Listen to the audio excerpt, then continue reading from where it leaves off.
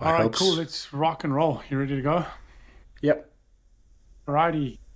Episode 4 of Measure and Watt. And today we have a very cool feature that we're going to be going through. In preparation for this, I watched a speech that Justin sent me, and it's by a guy by the name of Jack Mallers. And boy, it's a real one. It really sets things into perspective and lets you question everything, I guess. You get to a certain point where you first kind of understand Bitcoin from a scarcity side. And you're like, oh man, I can make a lot of dollars here. And then you really start to dive down the rabbit hole, and you can quickly see that there are a lot of issues that are addressed in this video. I think it does the best job of kind of explaining the hole that I feel a lot of millennials and Gen Zs are truly in, but they may not know why. And I think this video just does a good job of summing them up as a whole. Yeah, absolutely. There's a lot of charts and a lot of data and a lot of statistics about different facets of society. So let's jump into it, and we're going to play a few clips, and then we'll kind of pause and comment on it and give you our um, 2 cents, I guess, or two sats. Nation is struggling. It's not an investment. It's a revolution first. You see, government debt to me is a form of time travel. If we could just print money, why is there such thing as world hunger? Why is there such thing as poverty? Why is there such thing as depression? Who's burdening the cost? But your jobs and your growth and your income is exploding. Is it though? It's the blues' fault. It's the reds' fault. It's the left's fault. It's the right fault. It's Trump's fault. It's Biden's fault. Is it though? You're literally traveling into the future. It's spending my resources to go to war. The time travel aspect is something I didn't understand. Like, I had a professor in school tell me, like, the printing of money ultimately is stealing from y'all's generation. I didn't really know what he meant by that. And yeah, you quickly realize that when the price of everything around you increases faster than what you can make in terms of dollars, then yes, the things that you can purchase are going to be further away. And that's why you see previous generations had access to certain items that the younger generations don't. And unfortunately, that's the cost of an inflationary monetary system. Right. Yeah, you see the effects. But one of the trippy things that right at the beginning of my Bitcoin journey was, if we can print money, why do we have poverty? Why do we have hunger? Why do we have issues? And it's all an illusion. Yep. Printing money isn't actually generating any value or creating any wealth. It's actually stealing wealth. And Unless that's that the reason we have poverty and hunger is because we print money. It's kind of counterintuitive. Well, who's creating the money and what are they doing with it? Because in theory, if they can create the money and they can put it to all the good causes that, society has, all the challenges, they should be able to solve it, but they clearly not. It's if you go back in history and look at, and we'll go into that now in the speech, it's enriching the very small minority right at the top and impoverishing everyone else. All of my friends are in debt, bad debt, trap debt. When we're 18, oh, you want to go learn how to be a teacher? You want to go learn how to be a businessman? You want to go learn how to be an artist? Take on $250,000 of debt to go to. Yeah, so a couple heavy statistics there, all corresponding with 1971 when Nixon severed the US dollar from the gold standard, and pretty heavy. Yeah, you altered the suicides and the fentanyl and all of these deaths of despair. Again, when you are the owner or holder of the scarce gold, the scarce beachfront property, the scarce condo, apartment building, again, you're not worried about the creation of dollars, the creation of new dollars is actually your best friend. You benefit at a increasing level because, again, everybody's going to continuously be buying into real estate for not only its utility value, but for its monetary premium. Everybody knows that holding dollars is a losing game. So thus, as more dollars and the supply of dollars is expanded, this flows into real estate. Well, what happens there is the price of either the rental or the price of the house itself increases, and that usually increases faster than wages for most people. That plays out over 50 plus years. You get to this point where, you had 2 generations ago, the boomers were paying somewhere between 10 and 20% of their take-home pay to housing. And now flash forward to 2 generations later, 3 generations later, and you've got Gen Z, which is paying roughly between 30 to 50% of their monthly pay towards just housing or rent or mortgage alone. Yeah. And this is the mechanics. What you just explained is the mechanics of how inflation steals from the poor and middle class and actually benefits the wealthy at the top, because the wealthy disproportionately own more assets. And because these assets now have a monetary premium as a result of the currency not able to store value, people take their dollars and rush to convert the dollars into said real estate. And if you own a disproportionately more real estate, you benefit from this because there's a higher demand, which is a synthetic demand, because people don't actually need the real estate for its utility value. They need it to protect their savings, to store value. And the people at the bottom, the poor and middle class, they aren't able to acquire as many assets because they just don't have enough currency. And the currency that they're earning is not keeping up with the price of the assets. They're just getting priced out of the game. Yeah, 2 thoughts there. Again, if say that and I want to say this is pretty accurate for most single family and residential housing markets across the board in the U.S. at least, roughly about a 5% increase in the total nominal value or dollar value of your house per year. And then you get to this point where if that number is 5% on average and your income's 2.5% or 3% on average, that gap grows very quickly, especially over 50 years, where that extra 2.5% in real estate compounds on top of itself.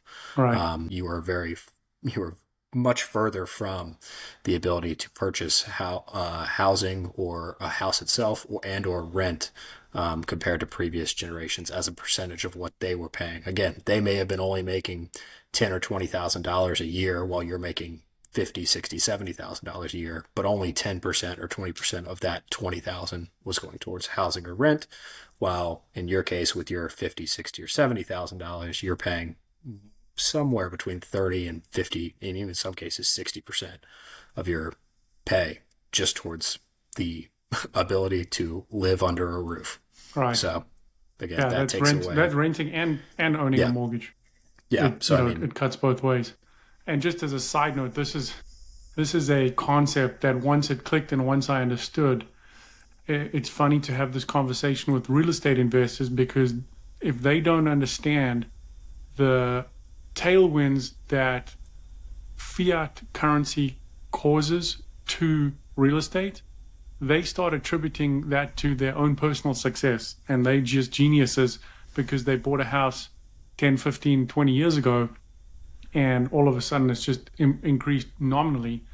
The only reason it's increased nominally is because the money's broken, the money supply has grown, and the people that got the money supply at the front end pushed that money into houses, which was more limited in supply, thereby increasing the price. It's not because you as the real estate investor did anything special. It was the entire system that caused that. Yep, and there's a quote, I can't remember where it's from, but abundance of money leads to scarcity of assets. Scarcity of money leads to abundance of assets. This whole idea is that the real estate has been monetized solely on the back that the base currency. there has to be a place for that debased currency to go to, because again, holding it is a loser's game, and it has been for the last 50-ish years, even longer than that, because they were debasing currency before they got off the gold standard, but it was at a much slower pace. And but that ultimately, pricing real estate in dollars makes you look like a rock star.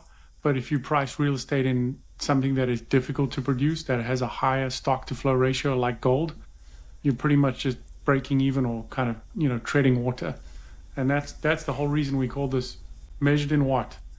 Fiat creates this illusion that everyone buys into, thinking that assets go up, when it's just the creation of the money supply chasing the limited goods. You are exactly right. All right, let's go to the next one. Was the Nixon shock. The U.S. continued about their war path. And we were going to so much war and spending so much money that it was actually France that said, whoa, yo, give me my gold back. I don't want these dollars. You're clearly printing more dollars than you have gold. I want my money back. And the United States said, gotcha. Your gold is my gold now, sucker. I think we could probably do an entire episode just on that 30-second clip, because that's probably the most important piece of information in the last 150 years of monetary history that's completely changed the game. That 1971, what happened? France ultimately called the U.S.'s bluff. They printed a lot of money to fund the war in Vietnam in the 60s. And in order to do that, had to create new dollars that were, quote unquote, pegged to gold, meaning that a singular dollar had a certain redeemable ounce of gold that was actually redeemable, that you could practically redeem. Foreign countries who held dollars could, in theory, take their dollars to the New York Fed and redeem their gold. And the French in the late 60s said, I think y'all are printing a lot more money than you have in gold. And the U.S. adamantly tried to, pretty much, they just blatantly lied to the French and said, oh, no, that's not the case. We've got your gold right here if you want to come look at it. And sure enough, the French did, and they took their gold back to France. And then about 2 or 3 years later, Nixon gold shock happened, and sure enough, no more countries were able to redeem their dollars for gold under the Bretton Woods Agreement. And if you boil this down, it all comes down to trust. And if you are trusting this central authority not to issue more dollars and therefore debase your dollars, you're on a losing battle, because history has shown time and time again that anyone who gets in front of the money printer is going to press that button, and it's unlucky for you. And as he said in that speech, gotcha. And that's what I think the younger generations are feeling right now. They're arriving, in their 20s and early 30s, and I think we all just feel gotcha'd, because what we can buy with our dollars, the purchasing power, is just completely eroded compared to what previous generations were able to achieve with their dollars. Okay, next. And we have what I call financialization. So to continue to perpetuate this idea that we're just going to print dollars and the rest of the world is going to work hard and sacrifice and exchange their time and effort and energy for a piece of paper that we print, we started to hyper financialize. Because logically, the system will fall apart unless you regulate banks and institutions to give unlimited loans, unlimited debt, unlimited growth. That's another full episode right there. This ability for, the financialization of the dollar. And that's, when I hear financialization, I hear Wall Street's trickery with all these new products that you can, quote unquote, invest in, which is really just gambling. In order to try and beat the hurdle rates of the debasement of your dollar, the debasement of your pay at your job. Yeah, and it's funny that hurdle rate is somewhere between 7 and 10% a year over the last 54 years. And everyone and their brother is always so excited at the end of the year to see their Well, hopefully you're not pulling from it, but excited to see their 401ks and their S&P 500 portfolios go up by 7 to 10% a year. It's so, which is basically just treading water. yes, if you're lucky. You're exactly right. And a lot of people think that, oh no, I'm up 7 to 10%. Like, that's pretty good. And in reality, if you're able to get 17%, yeah, that's actually not half bad. You are rising with the tide. But remember that 7% rate is only what you've allocated to whatever said asset on Wall Street that rises. And no one is 100% allocated to that. So the part that is not allocated to that takes the full hit of debasement, the minus 7-8% of the monetary expansion. And then you factor in the fact that, okay, if this is the way the system is run, and in order to just stay even, have to allocate 100% of everything you own into this gamble, the risk profile gets blown way out of proportion because it doesn't always guarantee the 7 or 8%. And so you're expected to take this crazy risk just to stay even. And if you think about that on first principles, in theory, what you have to do is you have to go to your job for 40 hours a week or whatever it is, earn that money, and then you have to take that money and put it into something just to re-earn it in order to stay in the same place. The alternative is you have to sacrifice some way. And so your real standard of living actually has to get reduced. And you then are finding, things like tiny homes, people living in RVs, and then ultimately people become homeless because they just cannot keep up. Yep. I think about it in this light. My grandfather, who worked a middle management job for his whole life, more or less, he was spending about 15% of his take-home pay on the same square footage sized house that I am currently living in right now. Yeah, that's pretty wild. Just 15%. And yours is more than 15. Yes, more than 15. All right, let's go to the next one. And then today, we're living in what I call the Mag $7, which is this is the Wall Street Journal. It's the Magnificent Sevens market. The other stocks are just living in it.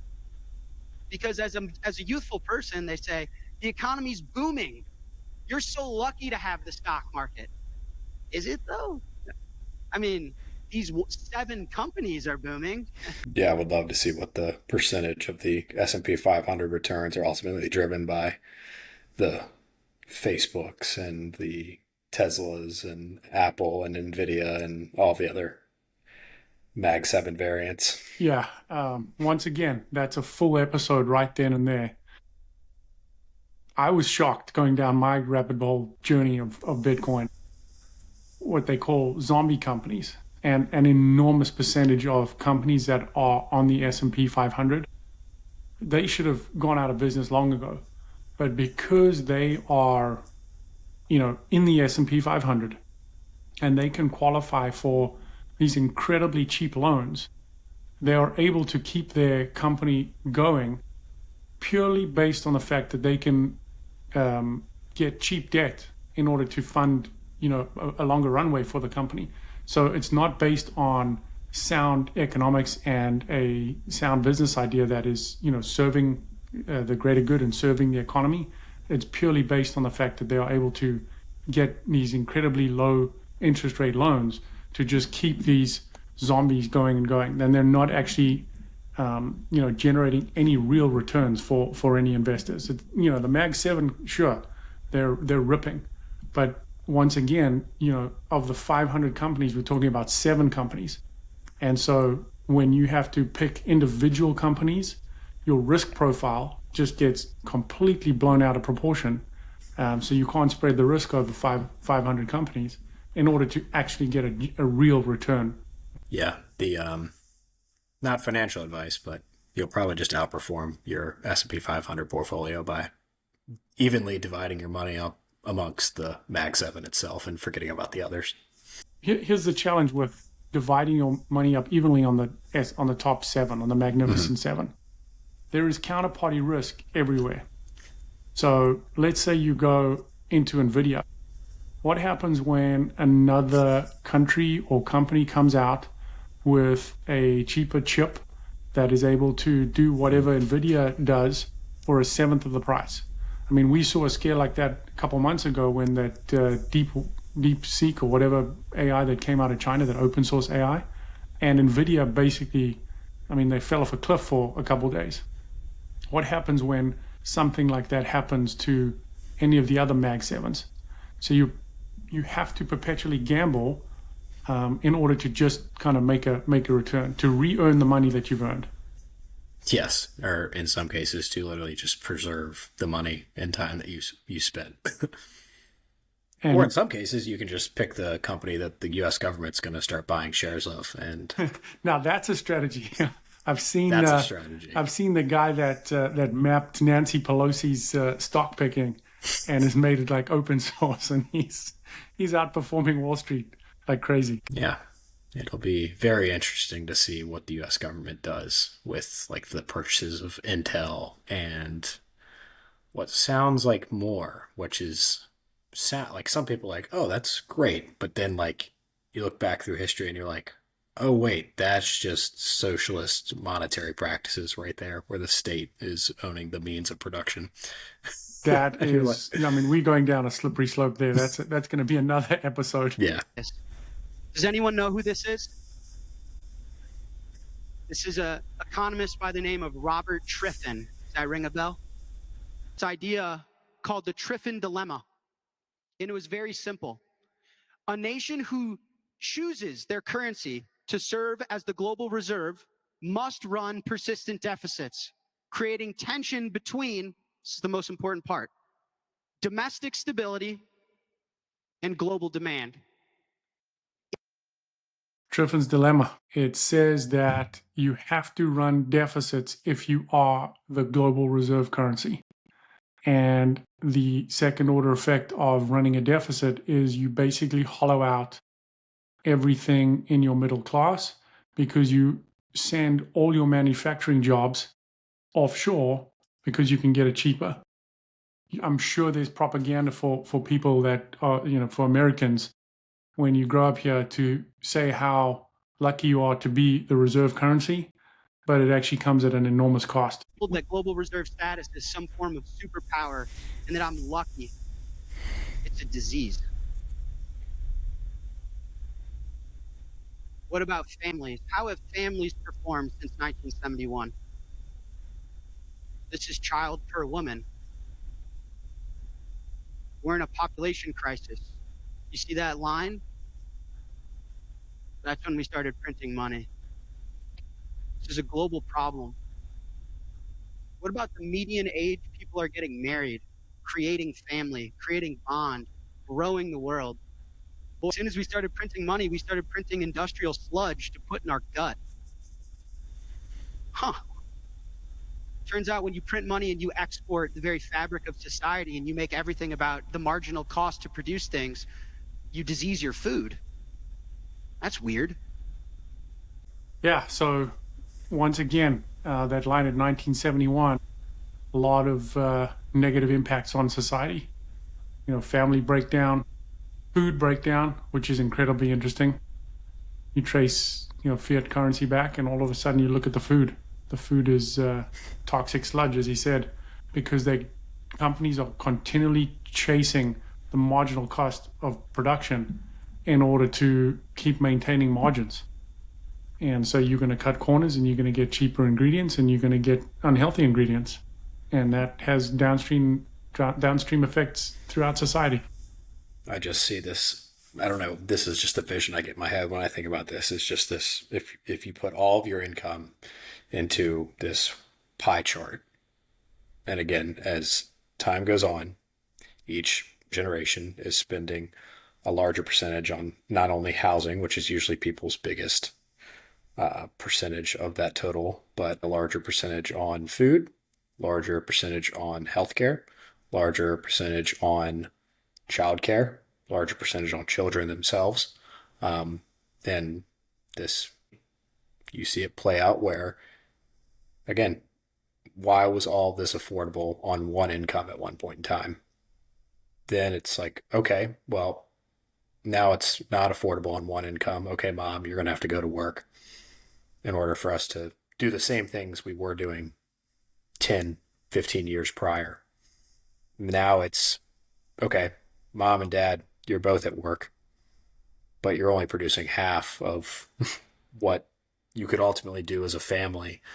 And again, it's not all about leisure, but that's a big part of it is what is life really worth at the end of the day if all you're doing is showing up 40 hours a week, going home, going to your apartment that is however many 100 square feet, and you're living with three roommates. Like, just think about the 24 or 25-year-old 20 years ago. Think about the 24 to 25-year-old 50 years ago. And you really start to see this breakdown in quite literally everything. Obesity, why is that skyrocketing? It's ultimately on the back that producers of food have realized, wait a second, I can increase my margin by putting in shittier products or shittier nutritional ingredients into my food and then selling it at a cheaper price.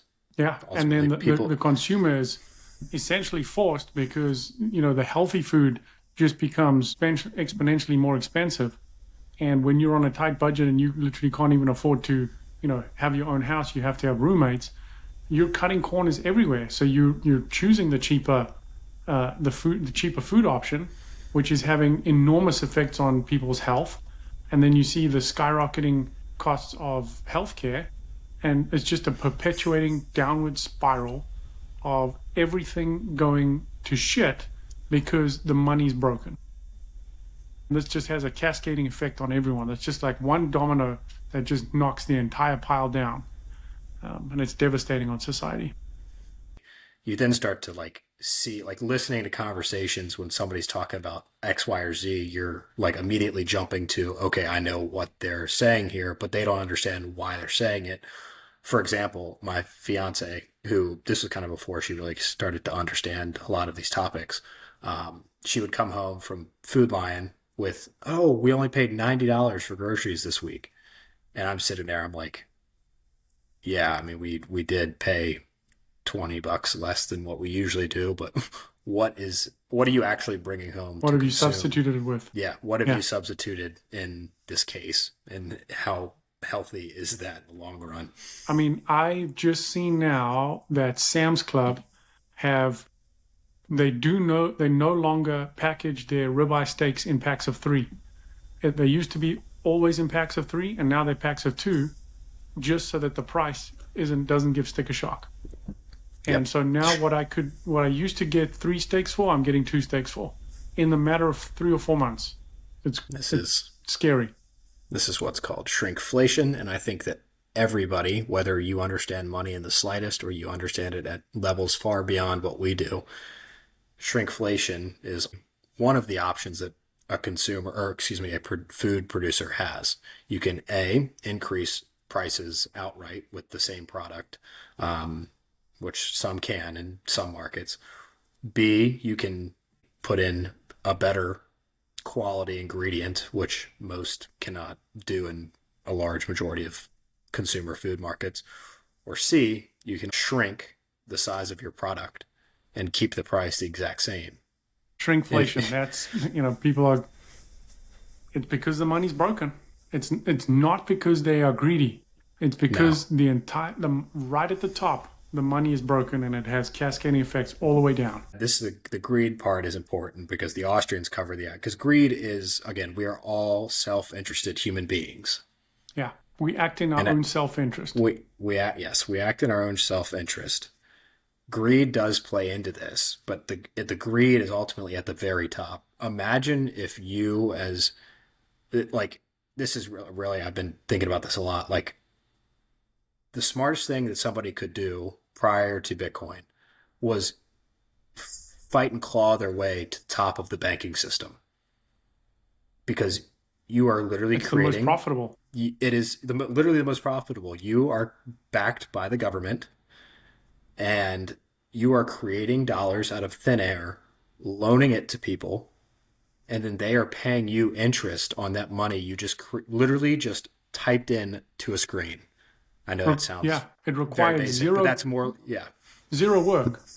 Money nowadays at the top of the ladder requires zero work, and then the further and further down the ladder you go, it requires more work.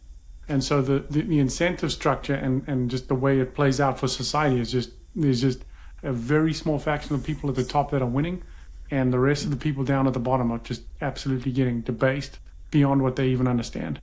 Being a licensed commercial bank that has the ability to create new loans off of fractional reserve banking is the most profitable and easiest in terms of labor that has to be expended in order to do so. The easiest and most profitable business plan in the entire globe, and has been for hundreds of years. It's come in various different forms, various different shapes, and various different means. But ultimately, at the end of the day, you're going to see a large fight for the individuals who can do that to stay in that position. Because again, as a home, like for example, the company I work for, like they have to develop lots, clear land, put in utilities, ultimately put in roads, actually create items, when all you're doing is you have the monopoly on money.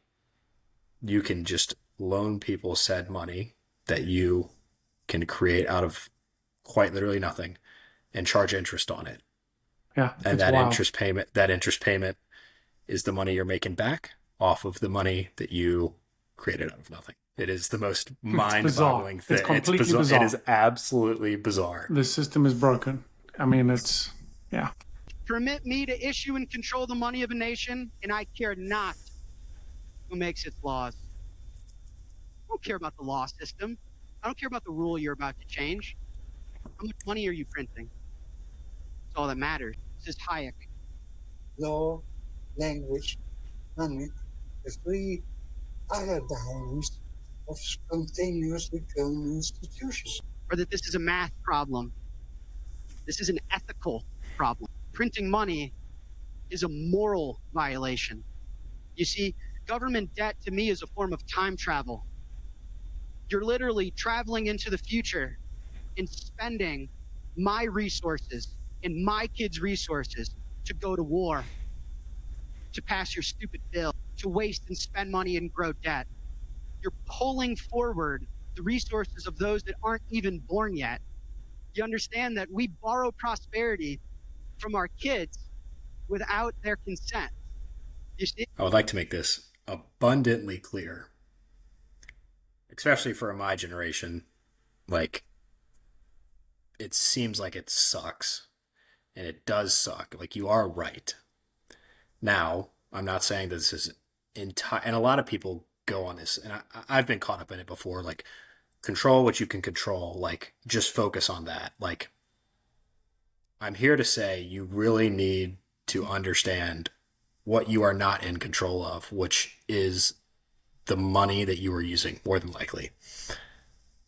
The dollars that you use every day, the dollars that your family uses every day, the dollars that you want to have in order to start a family every day, it matters what others are doing in terms of the supply of those dollars.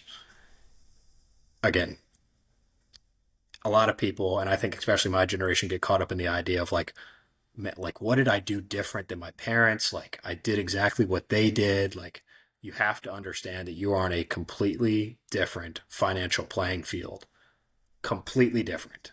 Like, it is, and it's sad, but it's true. Like, it's not something that you can control, but it is something that you can't just avoid and push off to the side.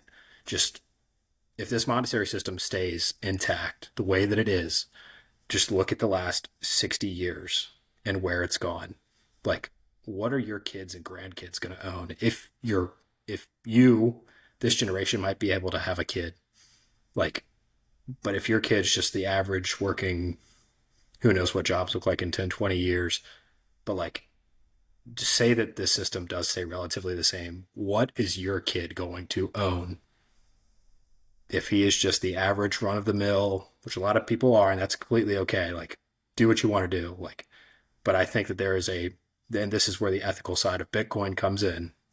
And again, once you can really, we haven't gotten into the technicals of Bitcoin, but once you understand that Bitcoin is money that cannot be debased, that nobody has arbitrary control of the supply of, well, then therefore it is money that ultimately is never going to be devalued. Or stolen. Yep. Your one Bitcoin today is your one Bitcoin tomorrow, one Bitcoin in 100 years. So in order, and on a system where that is the case, well, you have the ability to not only pass down that Bitcoin, but that Bitcoin lasts and purchases even more for the coming generations. But if you hold the dollars, the $100,000 today, like if these numbers play out at the same rate that they have in housing, like, okay, yeah, $100,000 today, you can go out and buy a fourth or a fifth of the average price or the average home in America. But what is that going to look like in 30 years? Absolutely. Just think about that. I mean, you just said something there that is, kind of a Bitcoiner's dilemma. And yeah, there's this school of thought like control what you can control and forget about everything else. But what you said was incredibly powerful. And it is that you are still affected by things that you cannot control. And right now, you cannot control the money printer. But there are people that do control the money printer. And they act in their own self-interests, not in your self-interest. And so we as Bitcoiners have to make it our mission to educate as many people about this so that they are aware of the things that are out of their control that are having a much bigger effect on their lives than they even understand. And when they understand what these things are that are having this massive effect on their lives and everyone else's lives around them, we are able to then architect the future by voting with our feet, with our dollars, with our Bitcoin, and moving into a system that is far more just, way more fair, ethical, moral, and does not steal people's time, effort, and energy. And that's critical. I mean, we as Bitcoiners, we can be here for number go up technology, and that's great. And we can, make a lot of money and gain a lot of purchasing power. But if we're not bringing the rest of humanity with us, what are we actually doing? We're just replacing the current top of the ladder with ourselves. So that's massive for me. That's the first time that I've ever found something that for me is, this is my calling to help humanity. Absolutely. You need to get educated on the things that you don't know that you can't control. Yeah, I can't reiterate this enough. Just please just think about the prior generations in your family more than likely. A lot of the people in my area come from very similar backgrounds, just very similar family lives, very similar occupations. Like, just look at what your parents and grandparents had and continue to play that out in a subtractive form that it is. Again, our generation is on the brink of not being able to own even a small home. Like, what does that look like? If you want to bring kids into this world right now, like, you have to look at this, or it's on this, and this is what's on you and on everyone who's looking to extend a family after 2025, really after 2020.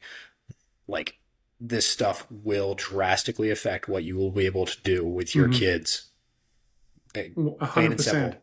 Their health care, your leisure time as to what you want to do with a family vacations, like traveling to do things. Creating memories with your family. Yes, literally, creating the most important thing, which are the memories with your family.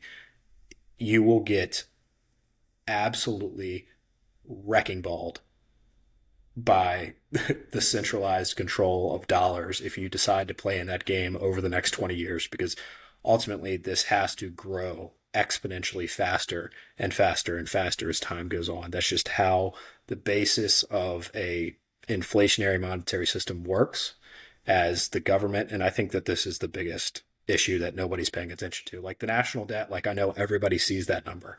Everybody sees the long strings of zeros and it's constantly going up and people are like, okay, whatever, like you're paying for that.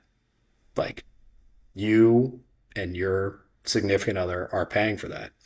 And what that means is that your dollars that, again, a generation or two ago could purchase twice the house that you could today, even though you're making more dollars than they were, your dollars becoming less and less valuable over time. You're making more dollars, but it's an optical illusion. That's the entire point of this whole rabbit hole journey, is that the dollar is an optical illusion, because number-wise it's going up, but in real purchasing power, it is going down.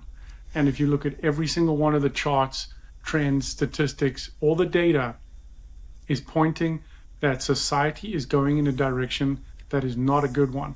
And there's only one way that you can get out of this, and you need to educate yourself, and you need to exit the dollar system and put yourself in a sovereign financial asset that is going to be able to be protected and undebasable. Otherwise, you just it's serfdom. We're on the road to serfdom, 100%.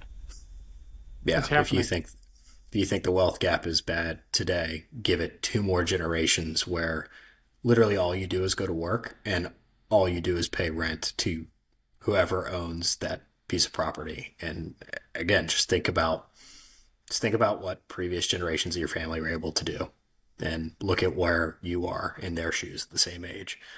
This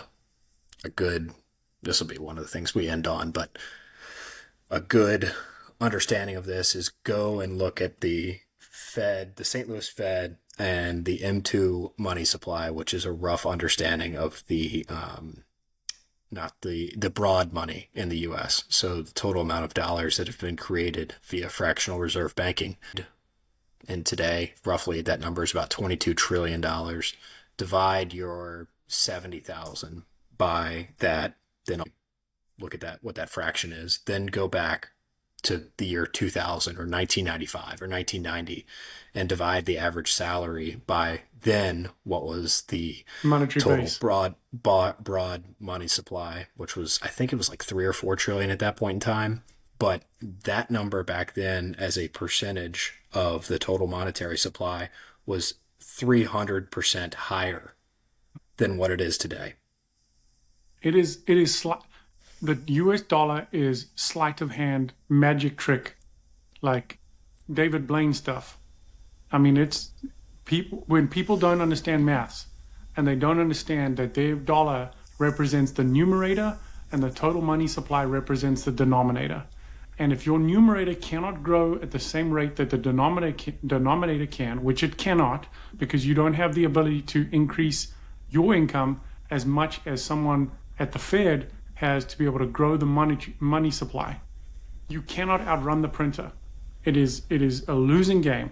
If you even trying to save in stocks and bonds and real estate, this money supply game is getting way out of hand, and mathematically it has to grow exponentially now, because every time we print a round of money, we grow the debt. The next round has to be way bigger in order to cover the previous round's debts. And when you understand that, it's basically like a shark has to swim forward, otherwise it's going to die. And the people that are in power are incentivized to keep this system going at all costs, because they are acting in their own self-interests. And in order to keep this thing going, they have to print more and more money. So you have to get into hard, undebasable assets, gold and Bitcoin. I don't know if there's anything else that is as sovereign as that. And gold comes with risk, because it has counterparty risk, because you can't just buy bars of gold. Where are you going to keep it? And the problem with that is, it's confiscatable. When the state comes and confiscates, like they've done in the past, in order to pay their debts, unlucky. Bitcoin, the most expensive thing you can wear is your 12 or 20 word seed phrase in your head. And all your money in the world you can keep in your purchase power in your head. Yeah, the shark analogy is very, very good. Again, a shark has to continuously keep moving because it has to ultimately have the oxygen hit its gills. So, and if you relate that into the government and its physical debt that it has accrued over the last 50 years. And again, this is a small tangent, but this is not Trump's fault or Biden's fault or Obama's fault or Bush's fault. This is way back when, in about the early 1900s, the first round of politicians and their friends who were central bankers realized, wait a second, we can create new dollars and spend them on items.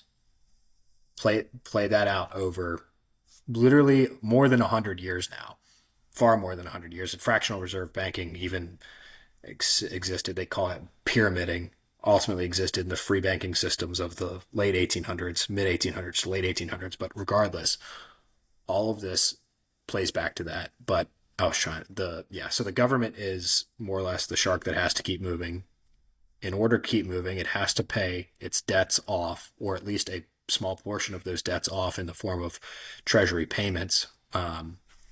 Ultimately, if you cannot tax to ultimately source the income to make those payments, you have two other options. You can default on the debt, and if that happens tomorrow, like the whole world economy would stop functioning. The house of cards comes crashing down, and it'll make the global financial crisis look like child's play. Crazy. There's nothing that we could even comprehend as to what that system would look like if the U.S. were to default on its debt tomorrow. So fundamentally, it cannot let that happen.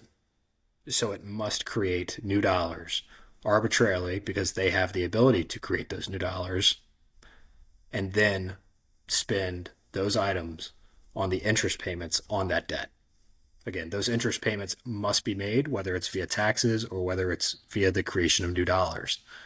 Mm-hmm. This game is not going to end anytime soon, and they're going to debase the ever-living out of the dollar at a rate that is, again, we are now reaching the point where interest, the percentage of physical spending or physical expenditures, that percentage of which is being spent on interest on the national debt alone is very, very close to, as a whole, being larger than the amount that we spend on military and defense spending. I thought it was over the military spending. That's close. It might be. I think the interest expenses alone are now higher than, if they're not, they're very close to being higher than, they're right at that number of what the entire country spends on its military, on its defense. Debt to GDP is like 124, 25%. It's ridiculous. I mean, we're running a $2 trillion deficit, which means every 150 days, we are going another $1 trillion into debt. Just $1 trillion is like incomprehensible. It's crazy. I mean, you divide $1 trillion by 150, and that's how much money every day the U.S. government is going into debt. It's just financial suicide. It's not sustainable. Absolutely not. I saw this. We can end it on this, but I saw this tweet the other day. It's the U.S. national debt crisis simplified. U.S. tax revenue. So what it's bringing in is about $4.6 trillion. The U.S. federal budget is about $6.6 trillion. So there's that $2 trillion deficit that we're talking about. So therefore, the U.S. government has to create $2 trillion worth of new monetary units and or taxes to pay off said debt or balance the budget, which is not being balanced. The national debt ultimately sits at about $38 trillion, 38.5. Now, remove those 8 zeros, and let's put this in household terms. This is really what the U.S. government looks like. And if you look at it in terms of what a household is and how household finances are ultimately I'm trying to find it. I got that. I want to try and see if I can put it up on the screen. The annual family income in terms of the U.S. as a percentage, U.S. government as a percentage, would be $46,900. So that'd be your family's total income. Yeah, that's easier to understand. Let's say you're bringing in $46,000 a year. You have $66,000 worth of payments to make. So you're running a $20,000 deficit per year. Yep. And you have an outstanding credit card of $375,000. And you don't have an asset to back that. No. That's credit card debt that you have is $375,000. So what? You're going to start selling stuff. Elaborate how the person who's making, or the family that's making $46,000 a year with $66,000 expenses worth of expenses is going to then pay off what is now only $375,000 in debt. I mean, that's where Doge just, you can't go, there's no expenses they can cut because they're all on the take and they're all incentivized to not lose the money, their access to the money printer. I think we ended on that because there's a lot to digest on that one. Yeah. Study It's been Bitcoin, fun. boys and girls. Yeah. Study Bitcoin, but study Money. money itself. Like, it is going to be drastically important over the next 20 to 40 years. 90% of my Bitcoin journey in terms of the content that I studied was just money and monetary history. Mm-hmm. Once you understand where we've come from, Bitcoin's thankfully, hopefully, the solution. Yeah. So, I hope it is, because if it's not, it's going to be a very ugly world, and it's going to a be lot nasty. of people are going to be annexed from their high horse that they think they're currently on. And yeah. Crazy. All righty. We'll see you on the next one.